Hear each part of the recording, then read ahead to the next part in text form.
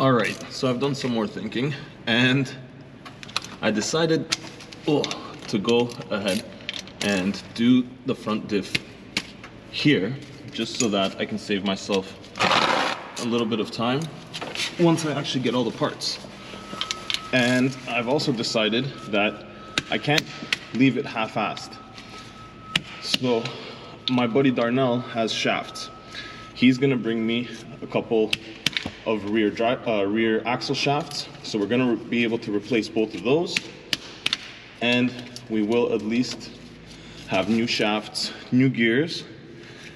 And the only thing left will be the pinion and the ring gear. Now for the pinion and the ring gear, we're gonna take the carrier out and I'm gonna file down the teeth just to get them as smooth as I can, just to get them not kind of eating each other inside the diff.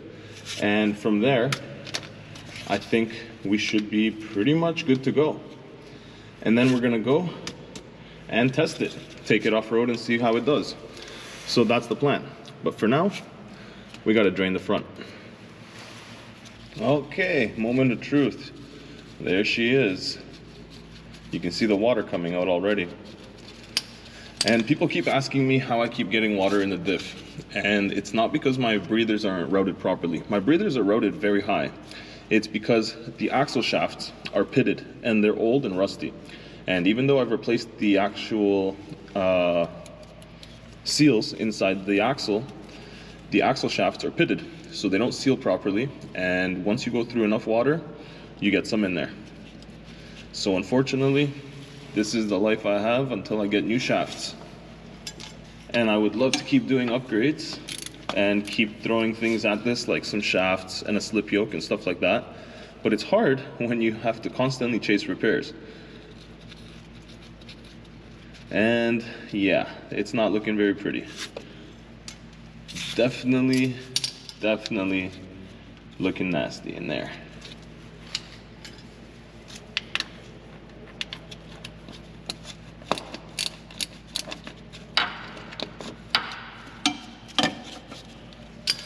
Oh yeah, there she is. Now it is a little bit purple still because we did use royal purple, but there was definitely some nastiness in there as well. But it's good to know that it wasn't terrible. Like it wasn't great, but it wasn't as bad as it was last time. If you guys watched the last video or 2 videos ago where I replaced the engine in this thing, we also did the diff oil and it was not pretty. Yeah, she's not terrible, but it's not great either. So I'm gonna give this thing a quick clean.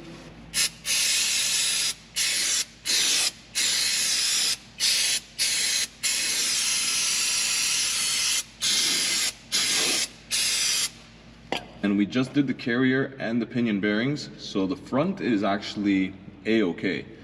For whatever reason, this thing is stronger than the 35 in the back, because it's lasted me a hell of a lot longer. All right, so I've had this for a while, but I haven't used it. So it's like a funky funnel. It's got a lid. It's got the hose and a valve. So you twist it and it lets it out. Hopefully this is better than squeezing the damn bottle, but we'll see.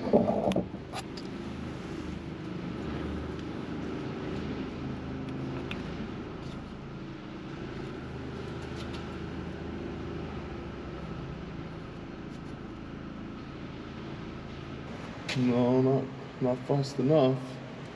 It's not working quick enough. It's coming out the lid.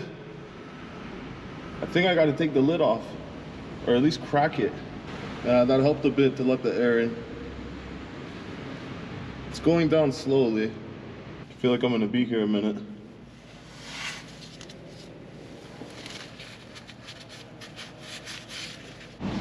Okay, so now everything is tight, everything is done. All I gotta do is wait for Darnell to bring me the axle shafts, and we're gonna throw the axle shafts in. We're gonna do the rear gears, and I'm gonna shave down that little bit on the pinion and on the ring if I need any, but the ring looks okay. You know, the funny thing is, if you actually sit back and you start looking at it for a second, I think it might actually just be the tire. I honestly think it might be the tire that's off, because if you watch the rim doesn't move. Like, the rim stays good. The tire has a little bit of a wobble to it every now and again. You'll see it jump up and down, but the rim stays pretty damn good. So I think the shafts should be okay. It could be from the vehicle sitting for like a month and just having the tires sit in that one spot. I did try to roll it here and there, but like this one doesn't even seem that bad. And if you watch the rim, like the rim is good.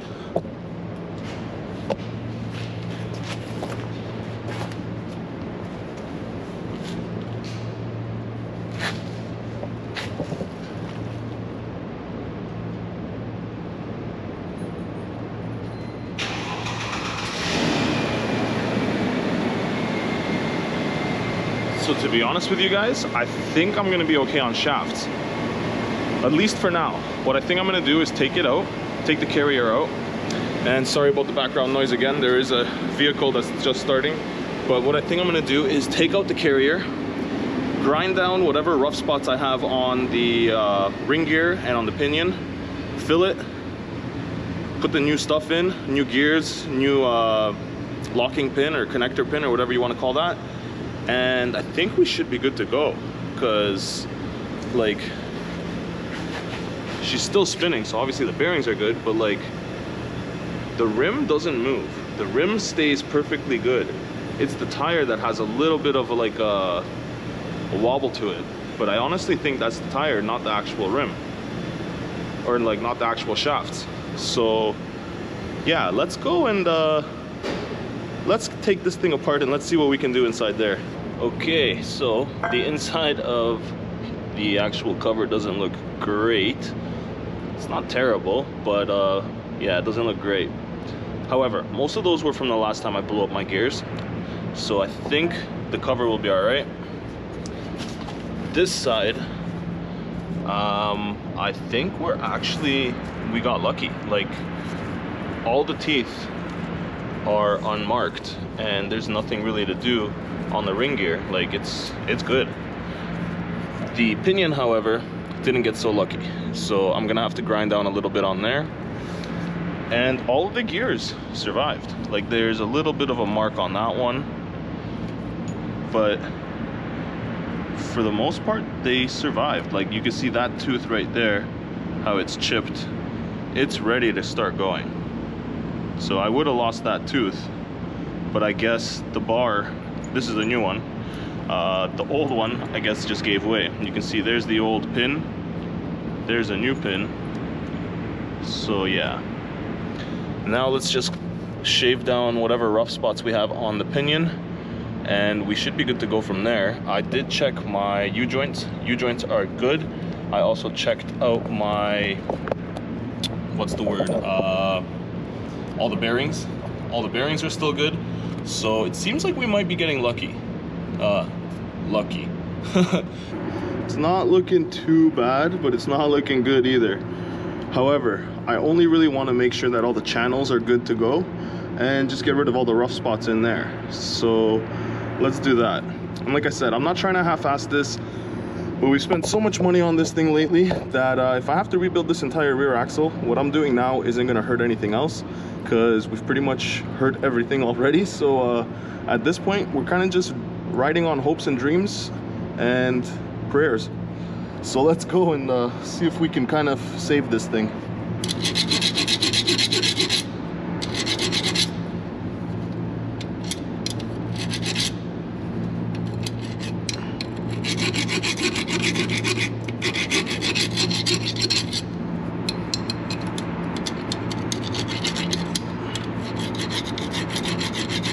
You also can't get a great angle in there, because, yeah.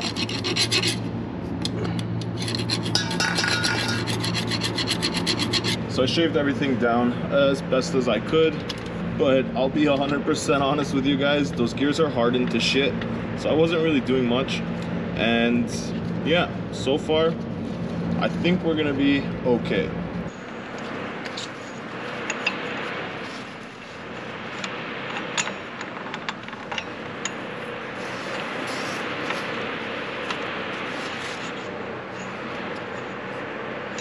So I'm gonna see if this works. Line them up like this, spin them around.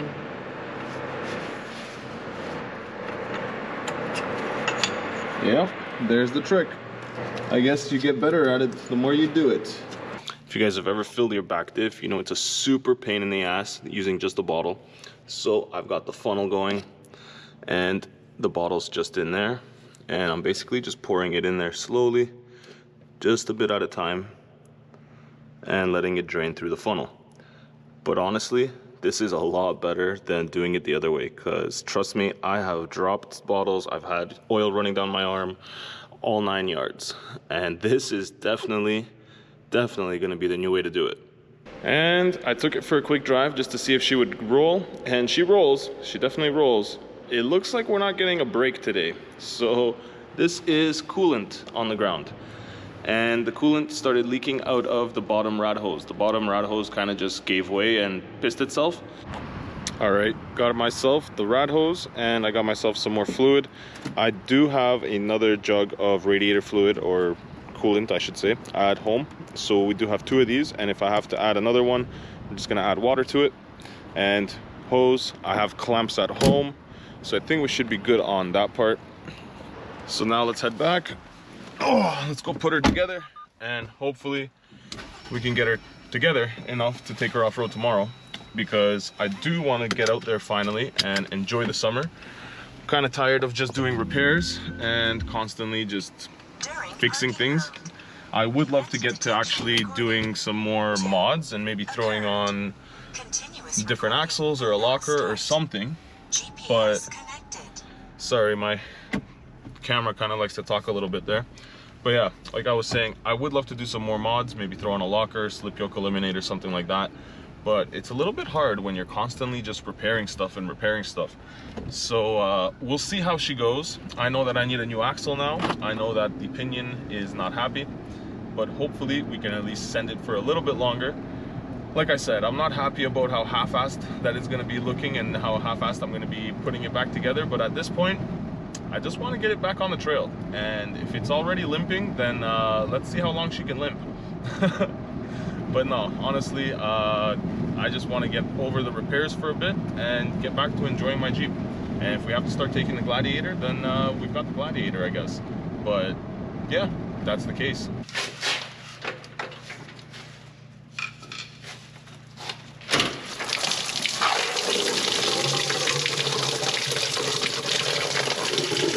What a mess. Jeez. Well, I will be washing down the floor a little bit, spray it down with some water after, but that's pretty much the best I had to catch it, and it kind of is what it is at this point. I do have my old upper radiator hose, which is a lot softer than this, and I do also have my new radiator hose, which we just picked up for the bottom. And I guess we're gonna be replacing both of them, and hopefully that'll do the trick for us. But yeah, I hope this is it, because I really don't want to be spending any more money. Okay, I've got both hoses changed. Didn't really take me too long, about 20 minutes. Now we've got the fluid, or the coolant, going in, and then we're just gonna bleed the system and go for a drive and hope everything is good. And I still have to test out that throttle body. So basically I'm gonna throw it into 4 low and kind of see if it has that jitteriness to it still or not. And it felt better when I was driving it, and it also felt better when I was revving it. Like, it didn't feel as snappy, which is kind of what you want. You don't want the throttle too sensitive in a Jeep. In a sports car it's a lot different, but in a Jeep you want it to be a little bit more forgiving. So we'll see what it's like once we actually get this thing running.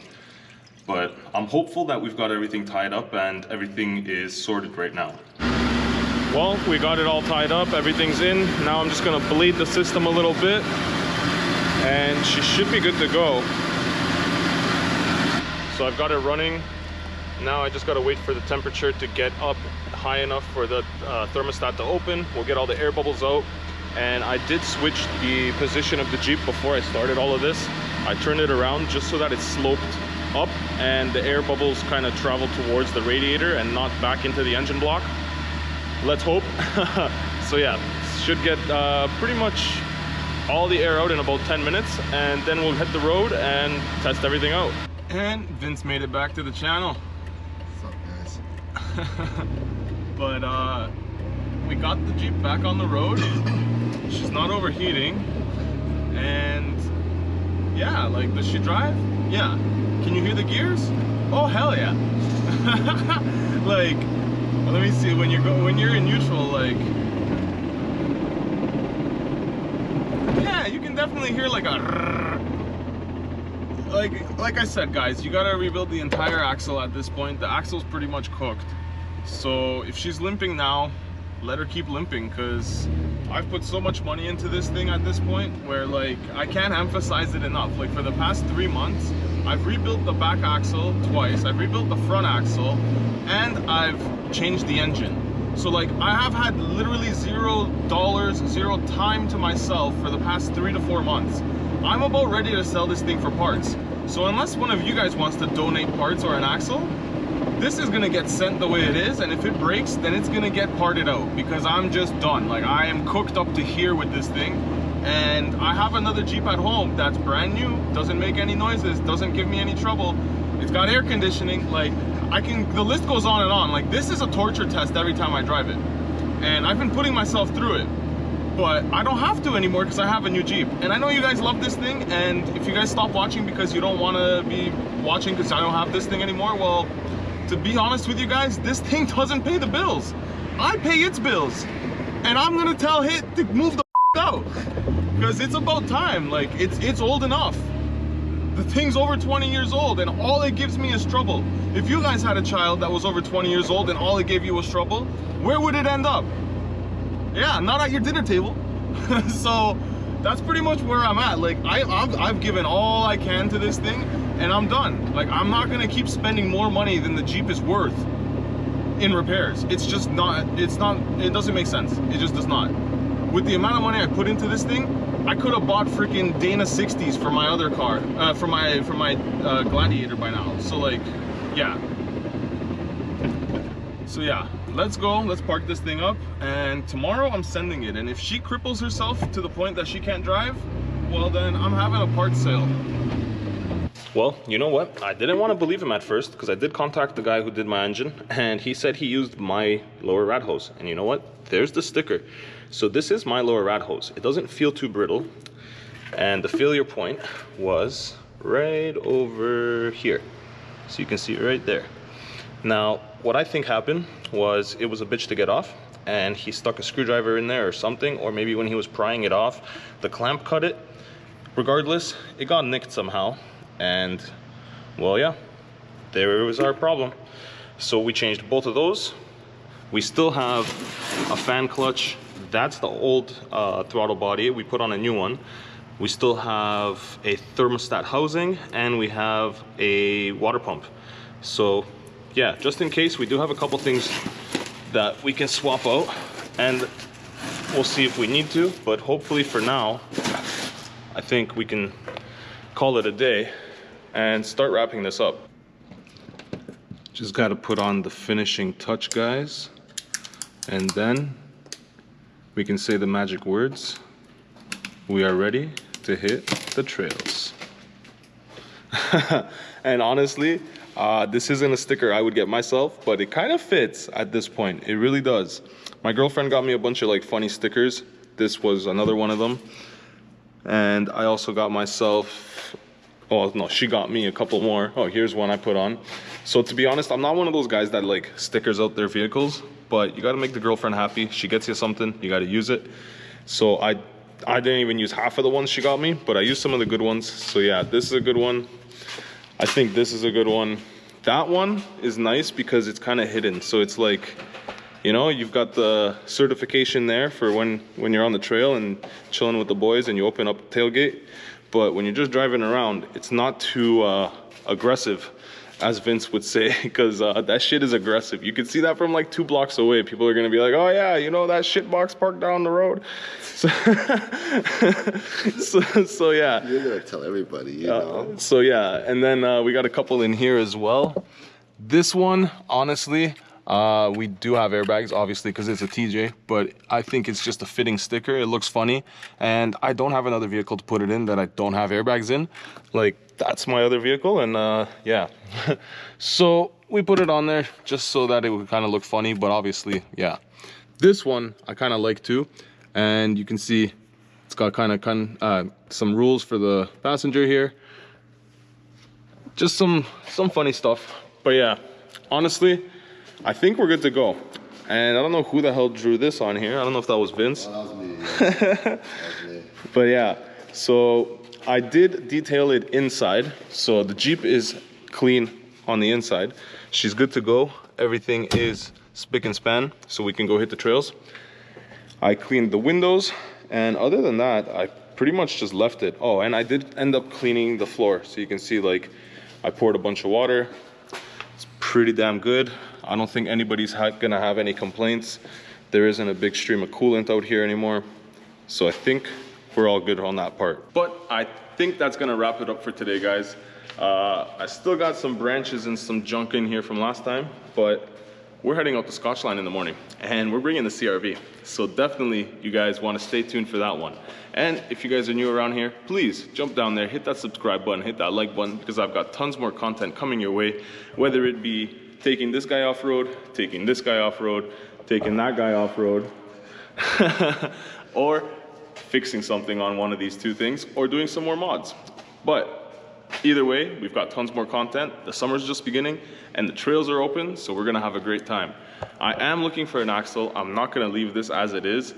Like I said, I can't really afford, like, not that I can't afford it, I'm not willing to go and spend more money on this thing at the moment. So like, yeah, if somebody wants to donate some parts, awesome, sweet. I'll come by and we'll do the job.